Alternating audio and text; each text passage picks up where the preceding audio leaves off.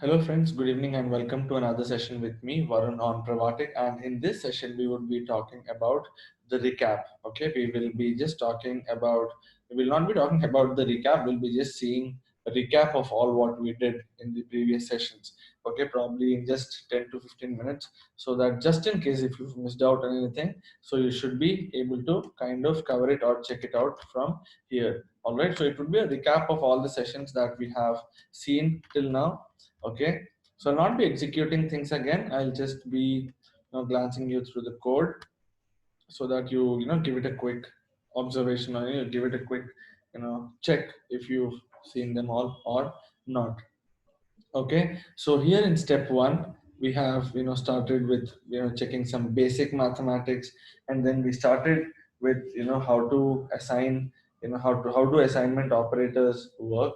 Okay, and after that we moved on to the next one, that is we started seeing how to assign multiple elements or multiple vectors to a element. Okay, so here y being the element, we have started coming up with multiple elements, and then we check the scan function. Okay, this scan function is wherein you can enter numbers with multiple elements. All right, so we have checked that, and after that the next thing that we checked is repeat.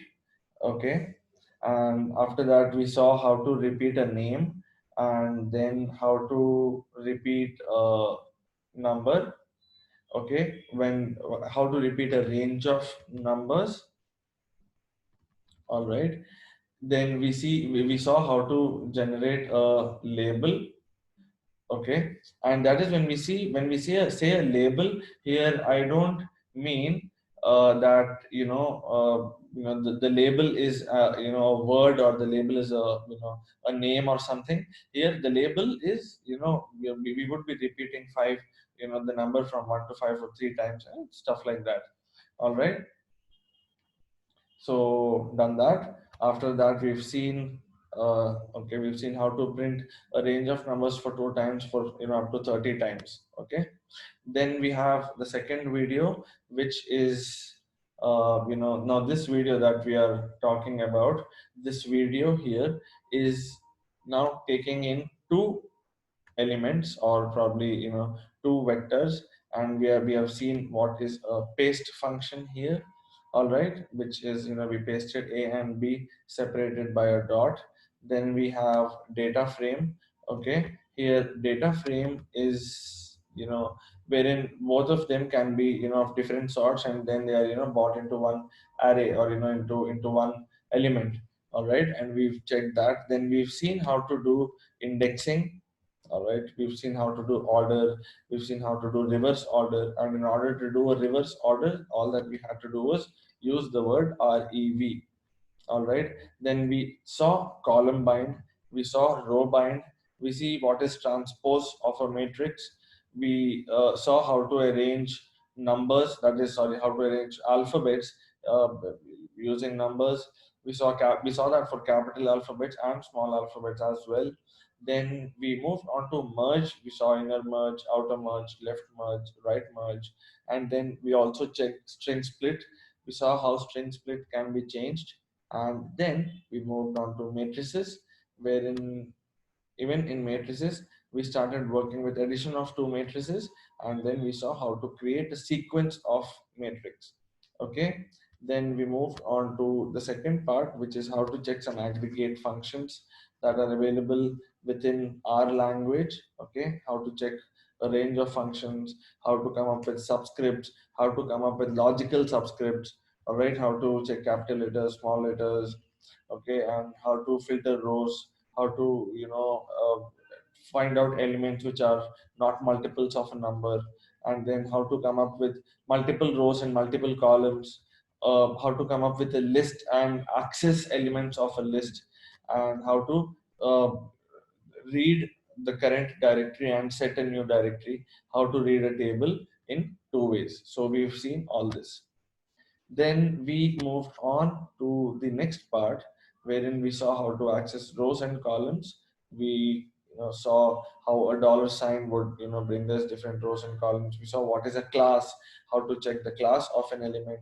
Then we saw how to pass how to access one column, how to access multiple columns, how to access random columns, how to access a sequence of columns.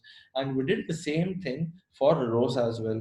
And then we moved on to multiple rows, multiple columns, sequence of rows, sequence of columns, and different types. Then we moved on to how to access cells. Okay, and here when we do that, I am now coming here.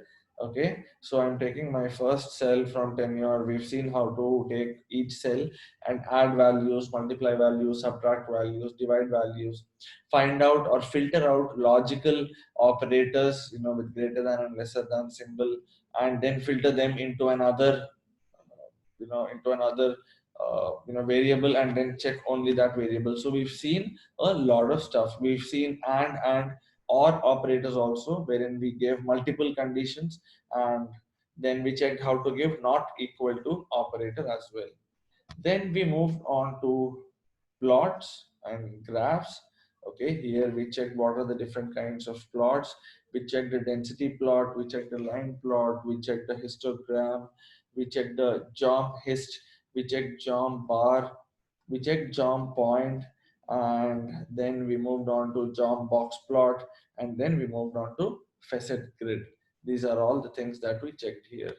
And then we also saw some inbuilt functions that are available in R, like string, head, tail, end row, end column, min, max, that is minimum and maximum, the mean, the range, the sample, okay, wherein we will be having some randomly generated numbers from your data set.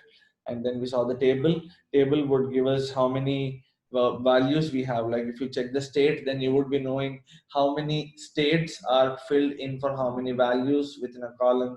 So things like these would be known to us. So we saw all of these, and that is how we worked on the first part, or that is the EDA. Now, just to let you all know that EDA, which is exploratory data analysis, guys, as it was told to you probably during the sessions, happens to be one of the most and very critical module that you all should be equipped with. So with regards to that, I would just tell you all to please go through the videos as many times as possible. Okay, and also practice them. Now when you practice them, please try changing the values. It could be you want to check the class, try checking the class of different columns, then try adding values, subtracting values, giving it a square root, giving it an exponential. Check for all the values. I have given you only a couple because I have to complete the entire course within a stipulated period of time.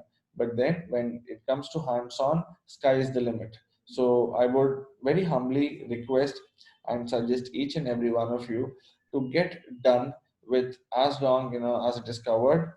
And in the next video we would be looking at some basic data pre-processing techniques. All right, so the next video would be the eighth video. All right, and when we talk about pre-processing techniques, then we have things like how to clean the data, how to add missing values. And when we talk about how to add missing values, we also have